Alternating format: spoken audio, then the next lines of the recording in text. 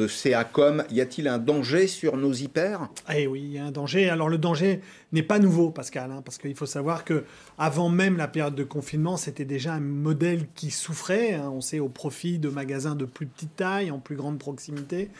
Et puis, il souffrait pour une raison très simple, c'est qu'en effet, c'est bien précisé, c'est là où le bas blesse, c'est que ce sont des magasins qui sont fabriqués d'une équation, d'une alchimie de produits, avec d'un côté l'alimentaire, qui nous amène à y venir 1 à 2 fois par semaine, et puis ce qu'on appelle le non-alimentaire, qui finalement sont tous ces produits qu'on n'avait pas vraiment prévu d'acheter, hein, c'est-à-dire les jouets, les livres et l'électroménager. Eh bien, il faut savoir que les hypermarchés sont fortement attaqués sur ce rayon-là, bien sûr par les grands acteurs du digital.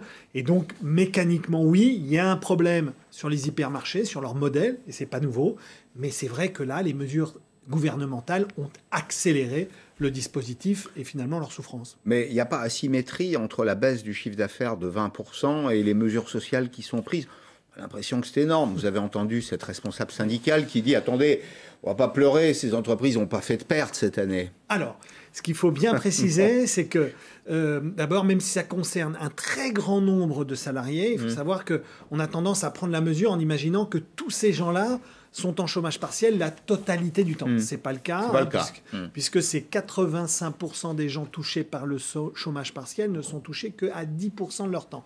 Donc vous voyez que c'est très variable. Donc c'est de l'ajustement. Exactement, c'est un ajustement qui va permettre, on l'espère, permettre aux comptes d'exploitation, hein, c'est-à-dire finalement aux résultats de l'année, de pouvoir arriver à se maintenir, en particulier pour les hypermarchés. Retour le 27. Oui. Il y a une échéance fixée le 27, vous l'avez entendu. Oui. Est-ce que ça permettra de rattraper? Je poserai la question tout à l'heure pour le petit commerce, mais est-ce que ça va permettre de rattraper le temps perdu? Alors, le temps perdu... ne se rattrape jamais, c'est la formule. En fait, il y a une formule, c'est qu'un chiffre d'affaires loupé est un chiffre d'affaires qu'on ne rattrape pas. C'est là où l'erreur gouvernementale est assez criante, c'est-à-dire l'idée du gouvernement au départ, c'était de se dire, finalement, on met sous séquestre le petit commerce, donc pour arriver à préserver ce petit commerce, on va mettre sous séquestre le grand commerce. Mais on sait très bien que le chiffre d'affaires qu'on ne fait pas, il ne se rattrape pas, c'est-à-dire qu'il va se faire ailleurs. Et c'est exactement ce qui s'est passé. Alors pourquoi le 27 novembre est une date extrêmement importante? C'est qu'on va rentrer dans ce qu'on appelle les golden semaines, hein, c'est-à-dire les semaines où on va faire le plus de chiffre d'affaires. Et à un week-end près, on peut réussir ou louper son année. Ça se joue à un week-end près. Oui.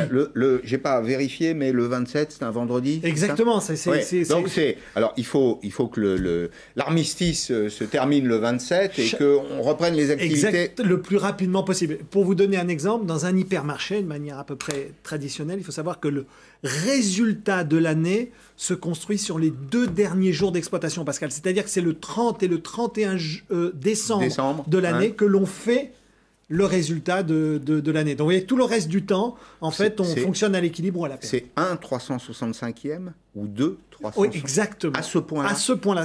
En fait, l'hypermarché est une Formule 1, c'est-à-dire que les réglages sont très précis, très courts, et donc, très vite, on peut gagner un peu d'argent, ou très rapidement, on peut en perdre beaucoup. Je reçois des messages là sur Twitter qui me disent, mais si tout le monde se précipite à partir du 27 novembre dans les supermarchés, les mêmes causes produiront les mêmes effets. S'il y a surabondance de clients, enfin, il y a un danger sanitaire, je n'ai pas besoin de le décrire. Oui, c'est la raison pour laquelle, en avance de phase, les commerçants, qu'ils soient petits ou grands, avaient proposé au gouvernement de mettre en place des dispositifs de fréquentation, vous savez, avec cette fameuse zone, finalement, en proposant de dire, nous n'aurons pas plus de X personnes par mètre carré. En l'occurrence, c'était 4 mètres carrés. C'était une personne sur 4 mètres carrés. Exactement, pour réguler les flux et éviter ce contexte sanitaire. Mais vous savez, là où je suis un petit peu en colère, Pascal, et j'en profite pour pousser un peu mon coup de gueule rapidement, c'est qu'on a pris des mesures extrêmement sévères qui ont mis sous cloche des milliers, des dizaines de milliers d'emplois et de salariés d'entreprises,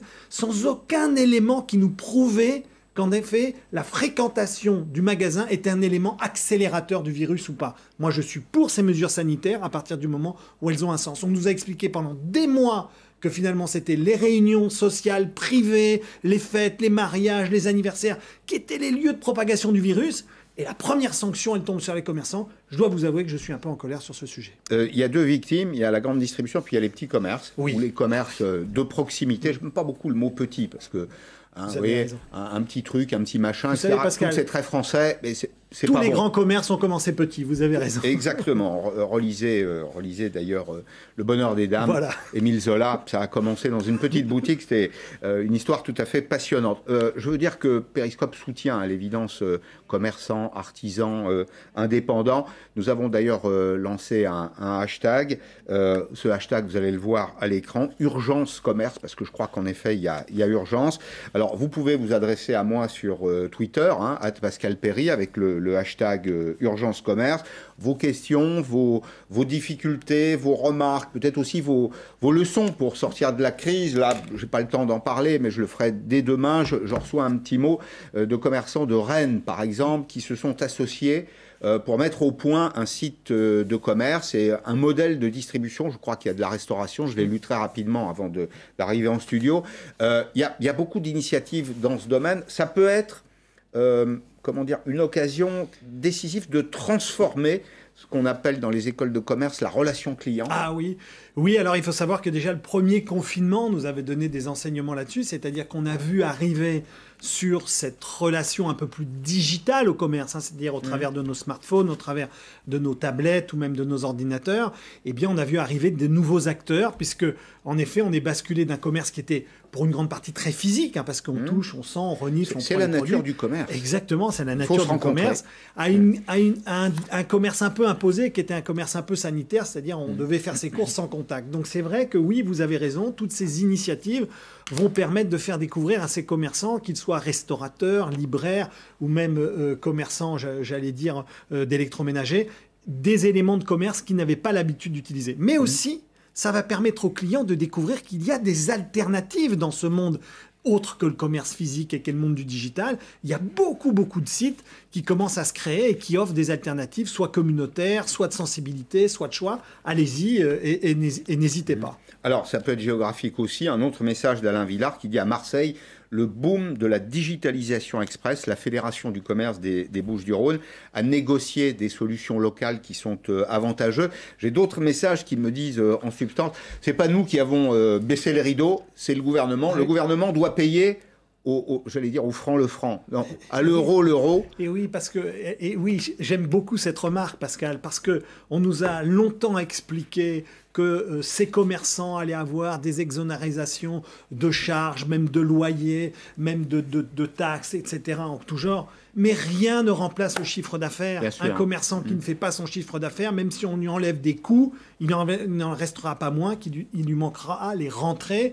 Et aujourd'hui, dans une période, je le rappelle, où tous ces commerçants ont aujourd'hui des stocks, puisqu'aujourd'hui, pour pouvoir proposer des produits qu'on ne vend pas, ils ont les stocks qui sont pleins, puisque de son côté, les producteurs, eux, et les industriels ont fourni les produits. Alors tout ça, c'est une chaîne, évidemment, il y a le fabricant, puis il y a les saisons, on ne va pas vendre des anoraks au mois de juin. Et non, voilà, ce sera compliqué, donc il faut trouver des solutions avant cela. Là, je vois qu'il y a ce que j'appellerais la tentation de la faillite, c'est quand même dramatique. Et oui, Pascal, parce qu'en effet, vous voyez bien que les horloges ne sont absolument pas alignées, on le sait, c'est-à-dire que le temps de ces commerçants est un temps court, est un temps d'urgence, et le temps de l'administration est un temps d'une organisation, c'est-à-dire qu'il faut mettre en place des systèmes et des dispositifs, et pendant ce temps, ces petits commerçants, eh bien, j'allais dire, ils vont tenir, ils vont essayer de se battre pour ça, mais c'est d'une difficulté absolument incroyable. Ce sont des désastres humains auxquels on fait face. Je veux juste préciser un point, derrière ça, vous savez, il y a le PGE, vous savez, tous ces dispositifs, ce fameux prêt garanti par l'État,